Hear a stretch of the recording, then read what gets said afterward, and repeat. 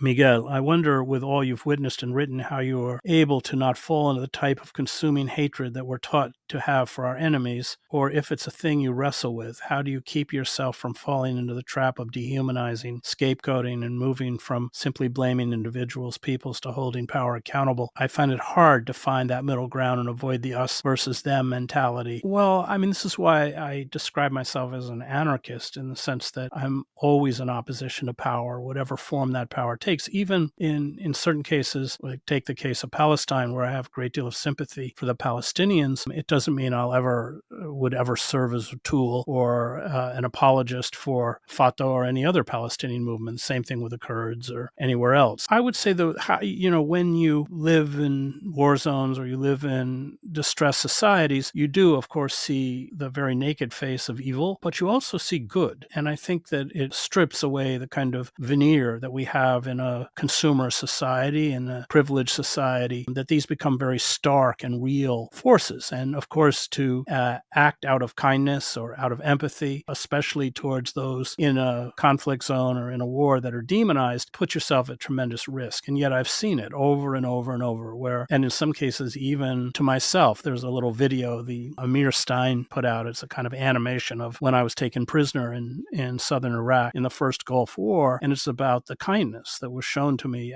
as a prisoner by Iraqis. And it's happens at the end when I'm in a cell placed there by the Iraqi secret police. I hadn't had any food and water for 24 hours. And I call out in Arabic, it's dawn, to these women and the children on the roofs in Baghdad or Flat. They're baking bread, that I'm hungry, that I'm an American prisoner. And they give loaves of bread to their children who scamper across the roofs to feed me. Even though I said I was an American journalist, their country had just obliterated southern Iraq in a massive bombing campaign. But when I think back to that moment, it was that act of kindness on the part of those Iraqi women it kind of superseded the very unpleasant experience of being not knowing if I would be shot or what would happen to me. So yeah, I think that wars, conflicts strip away that veneer that allows us to live in often a very naive world, and one does see the face of radical evil, of death, of the instruments of death, but one also sees goodness. And that keeps me, I think, from being, I wouldn't say,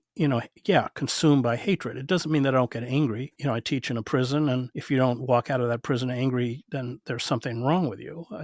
What's being done to these people? And Augustine said, hope has two beautiful daughters, anger and courage, anger at the way things are, and the courage to see that they don't remain the way they are. I think that the secret is to maintain relationships, real relationships with the oppressed, whether that's Palestinians, whether that's people locked in our carceral system or anywhere else, because when you have those relationships, when that oppression is not an abstraction and you care for these people, you can't not respond. And I think anger is fine. Anger certainly over what's being done to the Palestinians right now. If you're not angry, you don't have a heart. But hatred is something else. And, hatred is about demonizing other. It's about negating the humanity of the other. And the world is just too ambiguous, too amorphous. I mean, we're all a collection of goods and evils. And I would say also, covering a war, one becomes very in touch with that dark side that, as a war correspondent, the adrenaline junkies that we were, the Peter Pan quality to our lifestyle, the power. I mean, in war, there's a very stark differential between those who have all power, those with the weapons, and those who have no power, which is, 95+% of the people. But as foreign correspondents, although we didn't carry weapons, although at times I had bodyguards, we had a lot of power. We had expensive armored cars. I carried, usually $10,000 wrapped up in rubber bands, which was an unimaginable sum for almost everybody around me. And so, I dealt with all of these issues in my first book, War is the Force That Gives Us Meaning. And when I did pull myself and my colleagues as war correspondents into the narrative, I always tried to use us to explain a moral failing. And I think when we're in touch with our own moral failings, which is important. I mean, that just every religious tradition talks about this, including in the Quran, where the prophet talks about the various levels of jihad, and the highest jihad being against that struggle of evil within us. So Primo Levi, all sorts of other great philosophers and writers have written about this. But when we are in touch with our own capacity for evil, then I think it's harder for us to externalize evil into others.